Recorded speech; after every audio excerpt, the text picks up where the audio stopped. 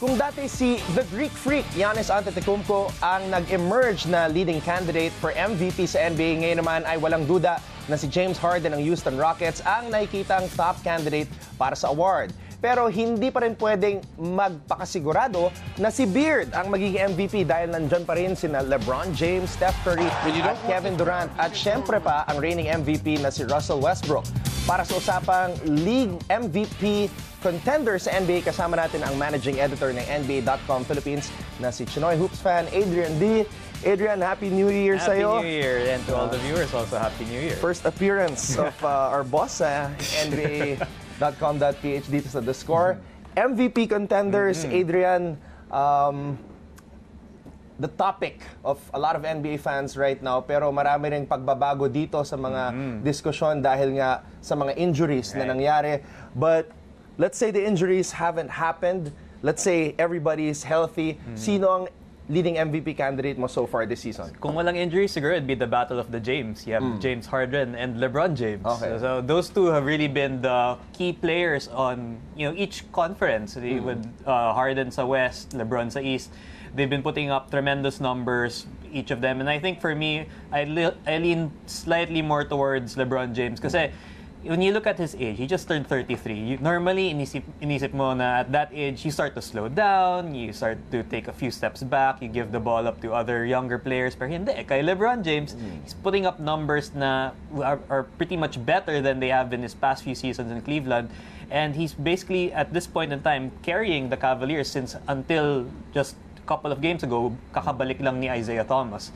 And so, if he continues with that pace, like for example, Thomas is not 100%, has to miss a couple of games here and there, and if the Cavs decide na they really want to take the #1 seed in the East and LeBron needs to step up this game, I can easily see him becoming MVP again. Last year, I remember one of the interviews with LeBron na tinatanong siya about yung thoughts niya about the MVPs because he should be in the conversation. Yun ang kanyang paniniwala. Pero last year, ang pinag-uusapan lang si James Harden tsaka si Russell Westbrook. And he felt like he's taken for granted sometimes. He's overlooked. Dahil nasanay na ang tao na kada taon, ginagawa niya ang lahat para sa kanyang kupunan. Your comments on that, do you agree that maybe LeBron James is being taken for granted because everybody's just so used to him being consistent every year? There's that. At there's also the fact na, when you compare how he plays in the finals against the Warriors and how he plays in the regular season, malaki yung difference. He really turns it on in the finals. You can see him sort of pace himself in the regular season. So we can't help but sort of feel na since the MVP is a regular season award, you give it to somebody who's playing 100% in the regular season. Pero like I said nga, compared to this season, while he may not be playing at a full 100%, he's had to do a lot more. So we're seeing more, siguro 80%, 90% LeBron compared to maybe 60-70% in the past regular seasons. Okay. Now, let's go back to the other James Harden. And fortunately, na-injure siya. Right. At it's potentially 6 weeks at the most na pwedeng mawala dito kay James Harden. Paano makaka-apekto yung kanyang pagkawala sa Houston sa kanyang MVP hopes this year? Well, right now kasi Harden is averaging a career high in points and he leads the NBA in scoring while also being tied for #2 in assists. So those are some pretty awesome numbers. With him being injured, makita natin na Chris Paul will probably be the lead guard for the Rockets. He'll step into that role and 2 weeks minimum yung injury niya, as you mentioned, could be up to 6 weeks. Usually sa mga time na ganun, voters kind of look at how the Rockets will play without him. If they still play at a good pace, they maintain their record with Chris Paul, people will start to think naman, baka yung sistema ni Mike D'Antoni, yung totoong MVP, hindi si James Harden. So that's something that people will have to sort of factor in. On the other hand, if the Rockets sort of fall off and if they struggle or if Chris Paul gets hurt again, then people will say, we really appreciate James Harden na because tignan natin, nung nawala siya, they took a big step back. Okay. Last year, ang karibal ni James Harden sa MVP race ay ang player na nanalo ng MVP na si Russell Westbrook. For a while, nung nagsastruggle pa yung OKC, there was talk about blowing it up right away. Should people panic that the Thunder aren't clicking as many people thought they would?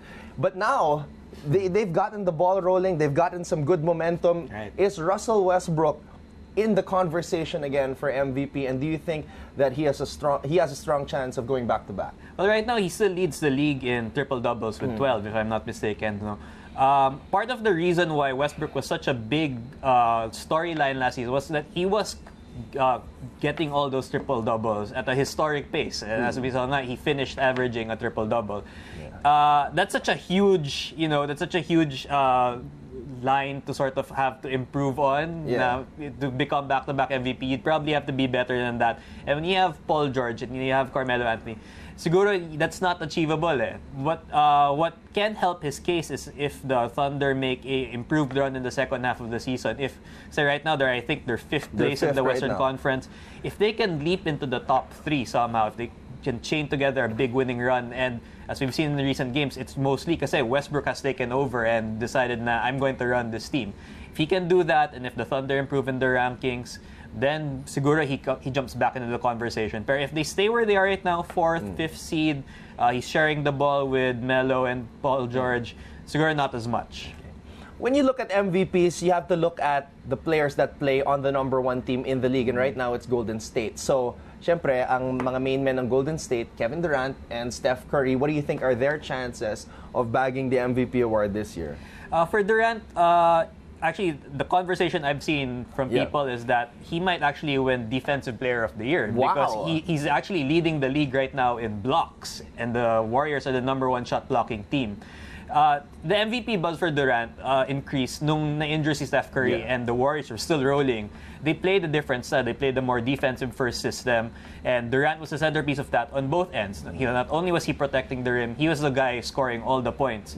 So in that situation, siguro lumakas yung MVP talk for Durant. But now that Steph Curry is back, and in these past 2 games, we've seen him really catch fire. He's hitting a lot of 3-pointers again kasi prior sa injury niya, he was shooting a career low in 3-pointers.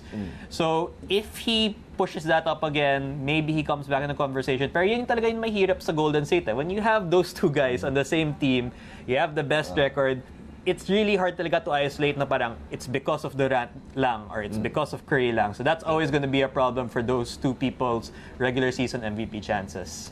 So we've mentioned all of the popular names, but let's try to include somebody who many people don't really see as an MVP candidate, at least prior to this season. Kyrie Irving of the Boston Celtics. Now, many people see na maybe this is one of the reasons why he moved away from LeBron, having his own team, and he's shining really bright right now for the Celtics. What do you think are his chances, being that Boston is number 1 right now in the East? Well, you said it nga. Right now, Boston is number 1 in the East. And I don't think a lot of people imagined that nung na-injure si Gordon Hayward at the start of the season.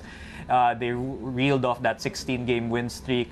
And Kyrie Irving, as you mentioned, is really the centerpiece of that team now. If the Celtics finish number 1 in the East this season, and it's obviously going to be largely because of Irving, I can really definitely see him in the MVP conversation. Right now, he's averaging, he has career best in offensive rating and defensive rating for a player na most people, have said na he doesn't really engage on defense. To have him be a critical part of Boston's defense under Brad Stevens, that says a lot for him and his MVP chances. Adrian, always fun talking to you. I have a feeling we will have another conversation like this in the near future. I think so too. All right. Thank you very much, Adrian, and Happy New Year. Happy New Year, guys. And don't forget, if you want to vote for who you want to start in the All-Star game this year in Los Angeles, make sure you vote. You can use the NBA app. You can use the hashtag NBA vote. There's so many ways to do it, so make sure you get your voice heard. You heard it first from managing editor of NBAPhilippines.com, Mr. Adrian Dy. Adrian, thank you so much. Thanks again. For more sports updates, keep watching The Score. And don't forget to subscribe.